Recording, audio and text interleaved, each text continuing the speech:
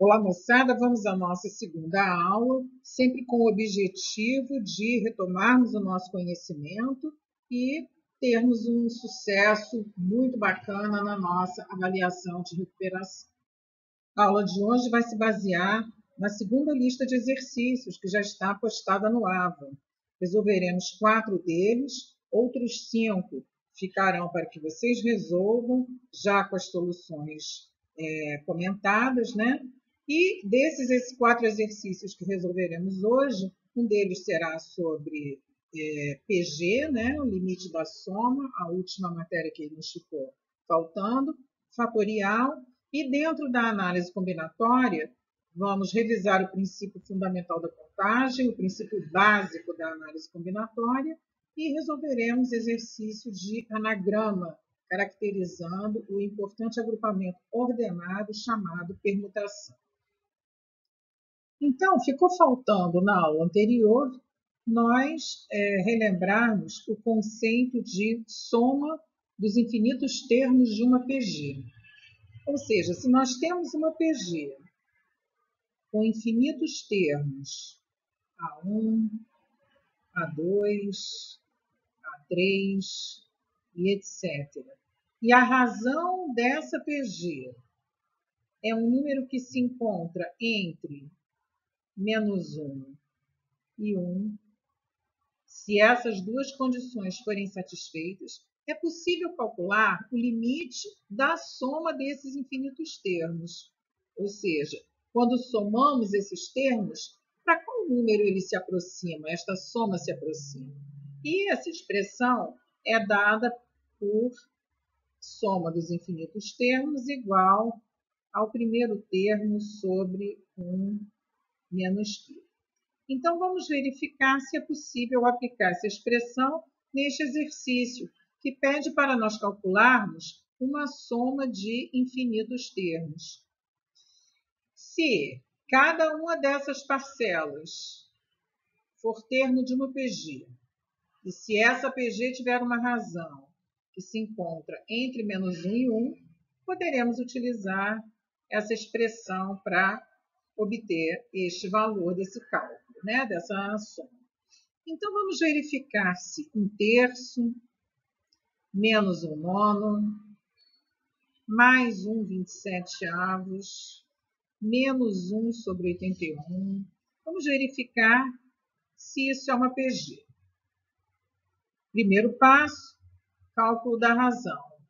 Qualquer termo dividido pelo seu anterior. Menos 1/9 dividido por 1/3 vai nos dar menos 1/9 vezes 3 sobre 1, que é menos 3 nonos, simplificando, menos 1/3. Então, nós temos que a razão é menos 1/3. Pergunta: menos 1/3 está entre menos 1 e 1? Resposta: sim. Se nós pegarmos a partir do segundo termo, multiplicarmos pela razão menos 1/3, vamos obter 1/27, correto? 1/27 multiplicado pela razão menos 1/3 vai nos dar menos 1/81, correto? Logo, estamos diante das condições perfeitas para utilizarmos essa expressão. Temos uma PG infinita, cuja razão é um número entre menos 1 e 1. Então, podemos aplicar esta soma, onde o primeiro termo é 1/3, 1 menos a razão, que é menos 1/3, obtendo 1/3 sobre 1 mais 1/3. Continuando, numerador 1/3, aqui no denominador nós temos uma soma de frações para fazer.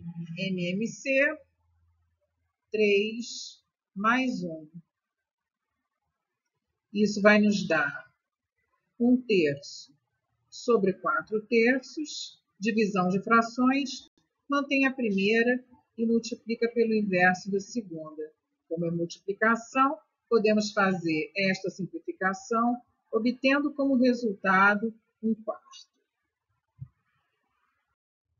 Para resolvermos esse exercício, precisamos relembrar o significado deste sinal de exclamação que se chama fatorial. Então, relembrando, se nós tivermos essa indicação, 8 fatorial, isso quer dizer que nós estamos multiplicando todos os números naturais a partir do 8 até chegarmos ao número natural 1. Sempre assim que funciona, e então a gente percebe que o fatorial não é uma operação nova, é apenas uma operação de multiplicação envolvendo essas condições. Isso porque, durante a resolução de exercícios de análise combinatória, esse tipo de operação aparece muitas vezes. Então, como algumas dessas vezes a gente não consegue calcular o resultado final, devido a serem números muito grandes, utilizamos essa expressão fatorial para deixar indicada a nossa intenção. Muito importante nós lembrarmos que 8 fatorial, por exemplo, é igual a 8 vezes 7 vezes 6 vezes 5 fatorial. Então, nós podemos desmembrar o nosso fatorial em alguma expressão que possa satisfazer algum interesse nosso ao longo da resolução de exercícios. Há propriedades que nos dizem que 0 fatorial vale 1 e que 1 fatorial também vale 1. E, generalizando, n fatorial pode ser escrito como n vezes n menos 1 fatorial. Então, partindo para o exercício, nós observamos que o número n mais 1, sendo n um número natural, é maior do que o número n menos 1. Dessa forma, a gente consegue partir do n mais 1 até chegar no n menos 1. Ou seja, n mais 1 vezes, estamos desenvolvendo esse fatorial, n vezes n menos 1 fatorial é uma forma de representar o numerador n mais 1 fatorial. Utilizamos o mesmo raciocínio utilizado aqui no 8 fatorial. 8 fatorial é 8 vezes antecessor 7 vezes antecessor 6 vezes antecessor 5. Quisemos parar aqui. Aqui nós paramos no n menos 1 fatorial, porque temos interesse em simplificar com o denominador. N menos 1 fatorial, isso igual a 6.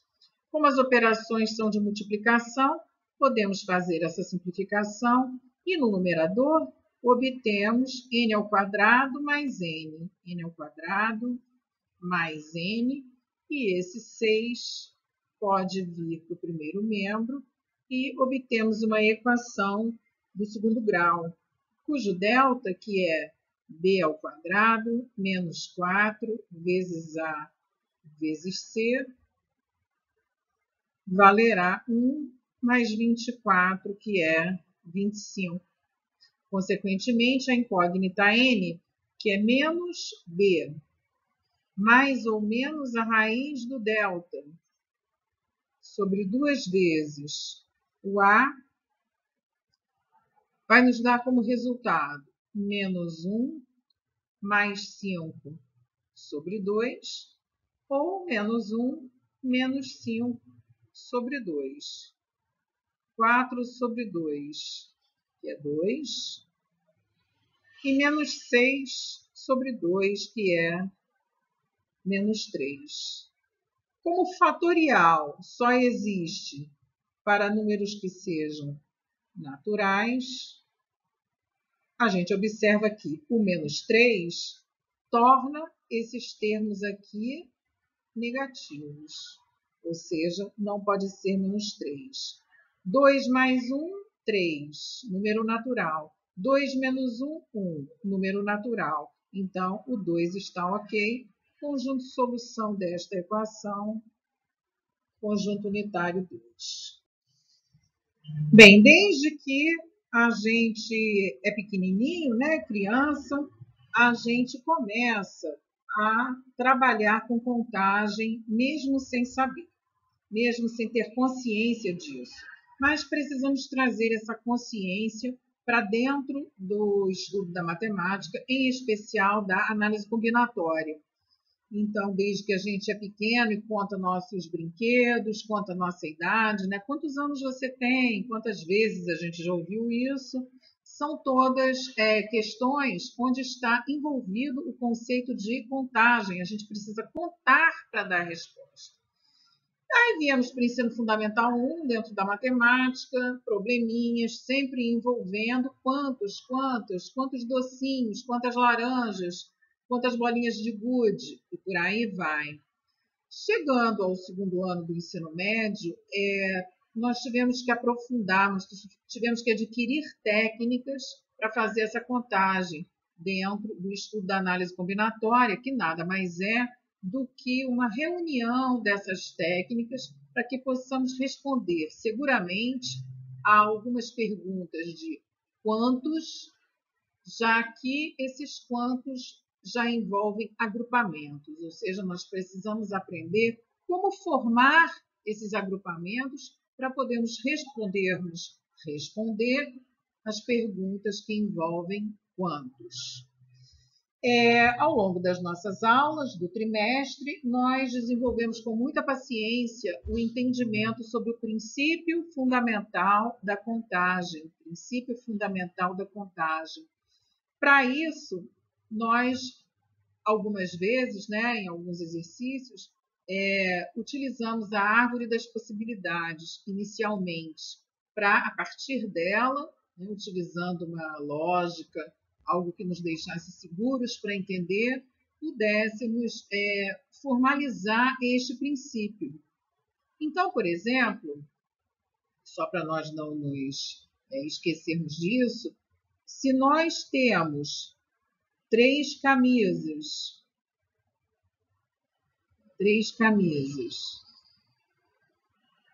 e duas bermudas, nós conseguimos formar 3 vezes 2 conjuntos, ou seja, 6 conjuntos, utilizando uma camisa apenas e uma bermuda. E isso nós podemos, na árvore das possibilidades, verificar. A camisa 1 pode se relacionar, né, com a bermuda 1 ou com a bermuda 2.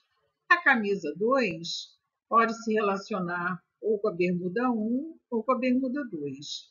E a camisa 3 com a bermuda 1 ou com a bermuda 2, gerando um conjunto 2, 3, 4, 5, 6. Então, é uma revisão simplista, né, de tudo que nós estudamos com bastante detalhe ao longo das nossas aulas iniciais de análise combinatória, mas que serve para nos relembrar que quando nós temos que fazer escolhas independentes, como neste caso, apesar de cada vez a gente utilizar apenas uma camisa, cada uma delas vai se relacionar com cada uma das bermudas. Então, pelo princípio fundamental da contagem, nós podemos simplificar este cálculo fazendo número das possibilidades oferecidas de camisa vezes número das possibilidades oferecidas de bermudas. É isso que nos diz o importante e básico princípio fundamental da contagem para análise combinatória. Então, no exercício, para ir ao trabalho, uma secretária consegue sempre combinar blusa, saia e sapatos. Como ela não gosta de repetir essas combinações, fez um levantamento em seu armário e verificou que são possíveis 420 maneiras diferentes de ela fazer esta combinação. Ou seja, blusa vezes saia vezes sapato dá 420. Da mesma forma que nós utilizamos este raciocínio aqui, com números menores, aqui neste raciocínio, neste exercício, utilizamos exatamente o mesmo pensamento. Se ela possui 10 blusas, 7 sapatos, quantas saias ela vai possuir? Então, 10 vezes 7, 70 vezes a quantidade de saia, dá 420. Isso significa que ela vai possuir 420 dividido por 70, que vai nos dar como resposta 6. Então, a secretária possui 6 saias em seu armário. Dessa forma, com as 10 blusas e os 7 sapatos, ela consegue formar 420 combinações, né? Roupinhas com sapato combinados para poder ir trabalhar. Então, antes de irmos para o próximo exercício, né, já que nós já revisamos o importante conceito de princípio fundamental da contagem, precisamos revisar agora um outro importante conceito para análise combinatória, né, para o nosso sucesso nos exercícios, que é identificarmos se um grupo que nós vamos formar e contar, se este grupo é ordenado ou não ordenado. Então, para nós relembrarmos isso, vamos tomar 3 pessoas, A, B e C, e vamos contextualizar essas pessoas em 2 situações diferentes. Na primeira situação, elas formam um grupo onde exercem as mesmas funções. As mesmas funções. E, no outro contexto, nós vamos classificar essas pessoas, com medalhas de ouro, prata e bronze. Então, observem que as 3 vão ganhar medalhas, mas é muito diferente ganhar uma medalha de ouro e uma medalha de bronze, né? Aqui. Observando este primeiro caso, onde as 3 pessoas formam um grupo onde exercem as mesmas funções, a gente pode perguntar: o grupo ABC e o grupo BCA é o mesmo grupo? Ou pelo fato de nós trocarmos a ordem das pessoas, o grupo foi modificado? Imagino que vocês estejam respondendo que este grupo é o mesmo. Ou seja, pessoa A, pessoa B e pessoa C vão desenvolver um trabalho num grupo, vão fazer o mesmo serviço. Pessoa B, pessoa C, pessoa A vão participar de um grupo, desenvolver o mesmo serviço. Isso não altera em nada o que nós estamos tentando expressar. Quando a gente sabe que pode trocar a ordem dos elementos de lugar que se mantém o mesmo grupo, sabemos que estamos falando de conjuntos. Né? Esses grupos são conjuntos. E a gente diz que são agrupamentos, né? Grupos não ordenados, porque a gente troca a ordem deles de lugar e eles permanecem sendo o mesmo grupo.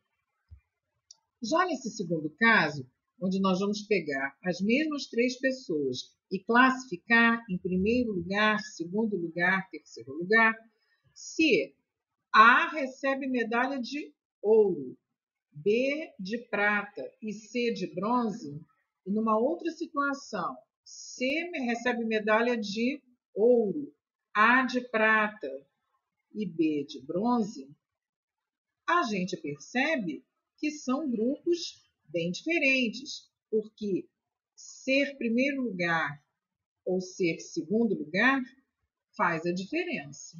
Né? Às vezes, por exemplo, quando é um concurso onde há apenas uma vaga, faz uma diferença vital. Um entra e os outros 2 estão fora do concurso. Então, neste caso, quando os agrupamentos são ordenados, né, isso tudo, quem vai nos dizer é o contexto da questão, vocês observem que nós estamos usando os mesmos elementos, mas o contexto de cada questão é que vai nos dizer se estamos formando, trabalhando com agrupamento não ordenado ou ordenado.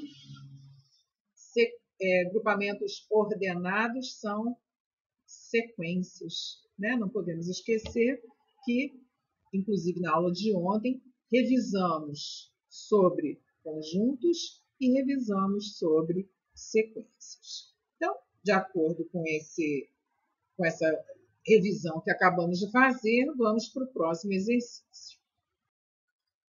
Considere os anagramas formados a partir da palavra conquista e responda.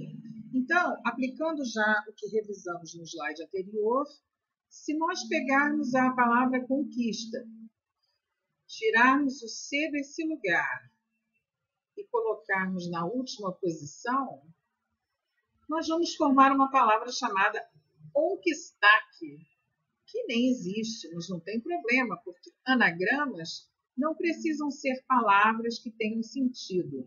É qualquer palavra que pode ser formada utilizando as letras de uma palavra dada. Então, como conquista e conquistaque são palavras diferentes, nós podemos ter certeza de que a ordenação das letras neste exercício é muito importante. Então, estamos diante de um grupo ordenado. E isso já nos permite fazer este link. Todas as vezes que formos calcular a quantidade de anagramas de uma palavra, estamos trabalhando com um grupo ordenado. Ao final do exercício, nós vamos ver que grupo é esse dentro da análise combinatória. Mas, antes, vamos resolver este exercício utilizando apenas o princípio fundamental da contagem, o que nos dá muita segurança, porque torna o raciocínio fácil.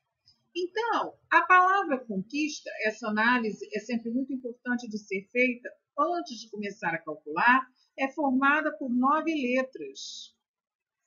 E essas letras são todas diferentes, ou seja, não há repetição de letras. Então, no exercício A, quantos anagramas eu consigo formar com as letras da palavra conquista? Nós temos 9 letras. Quando formos fazer a escolha da primeira letra, temos à disposição 9. Quando formos fazer a escolha da segunda, como já utilizamos uma na primeira, temos 8 à disposição. 7, 6, 5, 4, 3, 2 e 1.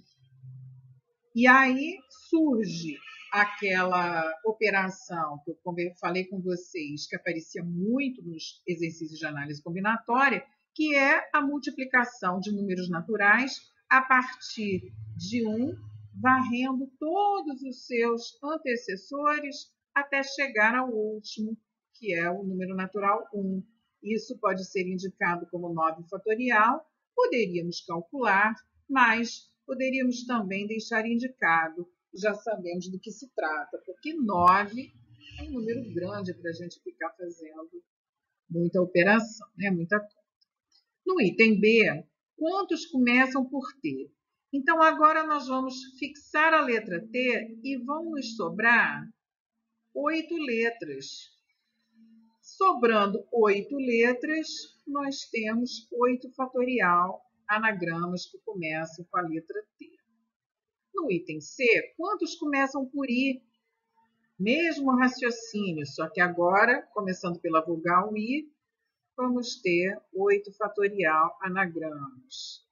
Na letra D, quantos começam por Q e terminam por I? Começando por Q e terminando por I, letras fixadas, nos sobram 7 letras para distribuir em 7 lugares. 7 fatorial é a resposta. Na letra E, quantos começam por consoante? 3, 6, 8, 9. Consoantes são C, N, Q, S e T. Então, nós temos 1, 2, 3, 4, 5 consoantes. E aí nos sobram 8 letras para serem organizadas. Então, como resposta, 5 vezes 8 fatorial. Volto a lembrar, professora, mas aqui não é 5? É, nós temos 5 possibilidades de escolha, mas de cada vez, lembrem-se da árvore das possibilidades, de cada vez a gente usa apenas uma. E isso nos faz entender que sobram 8 letras para serem organizadas em 8 espaços ainda. Então, continuando na resolução do exercício 4, nós estamos fazendo os anagramas da palavra conquista, que é uma palavra que tem 9 letras, sendo 5 consoantes, que são as letras C, N, Q, S e T, e 4 vogais, que são as letras O, U, I e a letra A.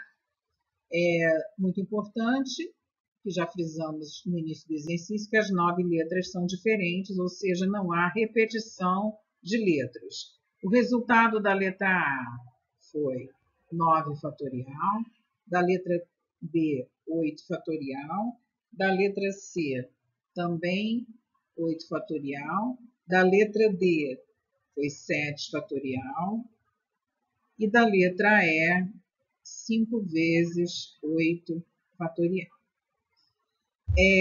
Da letra F, quantos anagramas terminam por vogal?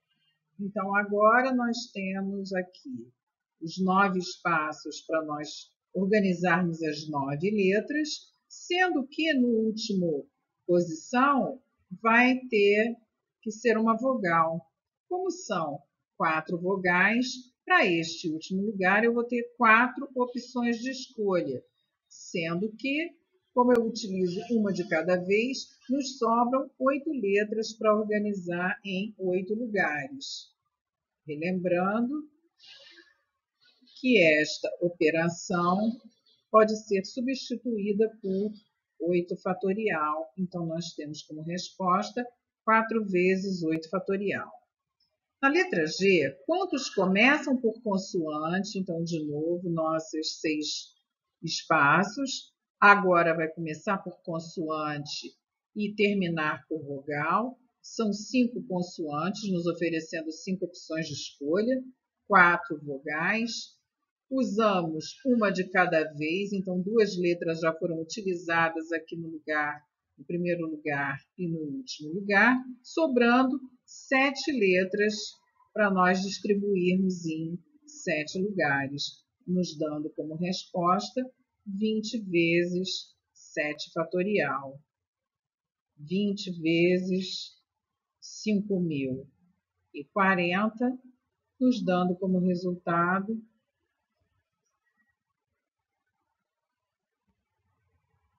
este valor, 100.800 anagramas. Na letra H, quantos apresentam as consoantes juntas e em ordem alfabética? Então, vamos pegar as consoantes, já colocando em ordem alfabética. Primeiro, C, N, e vamos amarrar essas consoantes. Elas não podem ser separadas, sobrando ainda as vogais O, U e A. Então, prestem bastante atenção, porque agora nós temos que organizar entre si este amarrado, esse pacote, um elemento, 2, 3, 4, 5. Então, nós temos que organizar 5 objetos, 5 fatorial, e essa resposta é 120. Finalmente, na letra I, quantos anagramas apresentam as consoantes juntas? Vejam a diferença entre as letras I e H. Na letra H, consoantes juntas em ordem alfabética. Então, esta ordem aqui esta ordem aqui não podia ser alterada, porque ele queria que as consoantes aparecessem em ordem alfabética. Já na letra I, dentro do amarrado das consoantes, a ordem entre essas 5 consoantes pode ser alterada, vezes os outros 5 fatoriais do exercício anterior. Ou seja, nós teremos 120 vezes 120. Isso vai nos dar, como resultado, 14.400 anagramas. Bem, moçada, na próxima aula nós vamos começar a partir de aqui, né? Então, nós vamos classificar este agrupamento que acabamos de trabalhar e vamos prosseguir nos 2 outros agrupamentos que nos faltam, combinação e arranjo, para que fechemos a nossa revisão. Até lá!